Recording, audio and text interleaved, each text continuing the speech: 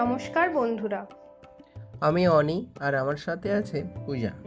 আপনাদের স্বাগত আমাদের চ্যানেল অনি স্পিকিংয়ে। আজকের আমরা আপনাদের নিয়ে এসেছি কলকাতার এক লুকোনো রত্ন বা হিডেন জিমে। যা বালিগঞ্জের বুকে আর্ট ও কালচারের এক অদ্ভুত মিছিল। চলুন তাহলে আজ আমাদের সাথে ঘুরে দেখুন ট্রাই আর্ট অ্যান্ড কালচার। এখানে আসা কিন্তু খুবই সহজ। এটি দক্ষিণ কলকাতার বালিগঞ্জ ফাঁড়ির একদম কাছেই 53/2/2 হাজারা রোডে অবস্থিত। আপনারা মেট্রো এলে যতীন দাস পার্ক বা কালীঘাট থেকে অটোতে আসতে পারেন। আর বাসে এলে বালিগঞ্জ ফাঁড়িতে নামলেই দুপা হাঁটলেই পৌঁছে যাবেন এই শৈল্পিক ঠিকানায়। এই জায়গাটির বিশেষত্ব হলো এর পরিবেশ। পুরানো দিনের কলকাতার সেই আভিজাত্য আর আধুনিক শিল্পভাবনা এখানে মিলেমিশে এক হয়ে গেছে।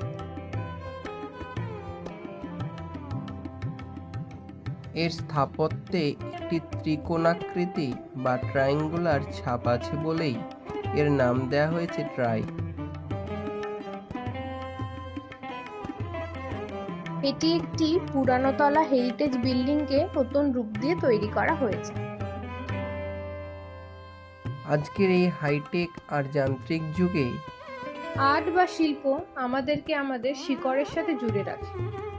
যেখানে সবাই স্ক্রিনের পিছনে ছুটছে, সেখানে এই ধরনের প্রদর্শনীগুলো আমাদেরকে শেখায় কি করে চারিদিকে সাধারণ জিনিসকেও অসাধারণ দৃষ্টিতে দেখা যায়। এই আর্ট স্পেস আমাদের মনে করিয়ে দেয় যে শিল্প ছাড়া জীবন শুধু একঘেয়ে এক যাপন মাত্র। পূজা তো এখানকার প্রতিটি কোণ দেখে মুগ্ধ। দেখুন এই ডিটেলসগুলো, যেন মনে হচ্ছে দেয়ালও কথা বলছে। প্রতিটি ফ্রেম যেন সোশ্যাল মিডিয়ার জন্য পারফেক্ট শট। এখানকার বর্তমান প্রদর্শনীতে কলকাতার আইকনিক আড্ডা সংস্কৃতিকে প্রাধান্য দেওয়া হয়েছে। আড্ডা দ্য থার্ড স্পেস এর মধ্যে দেখানো হয়েছে কি করে আমাদের পাড়ার মোড়ের আড্ডাগুলোই সংস্কৃতির জন্ম দেয়। মুরাল থেকে শুরু করে ডিজিটাল আর্ট, সবকিছুর মধ্যেই কলকাতার প্রাণস্পন্দন অনুভব করা যায়।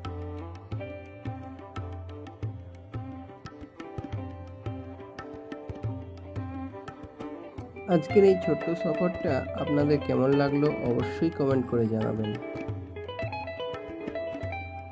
ভিডিওটা ভালো লাগলে লাইক করুন এবং আমাদের চ্যানেল অনি স্পিকিং এর পাশে থাকতে গেলে আমাদেরকে সাবস্ক্রাইব করতে ভুলবেন না। দেখা হচ্ছে পরের ব্লগে, ততক্ষণ ভালো থাকুন, সুস্থ থাকুন। আজকের মতো টাটা।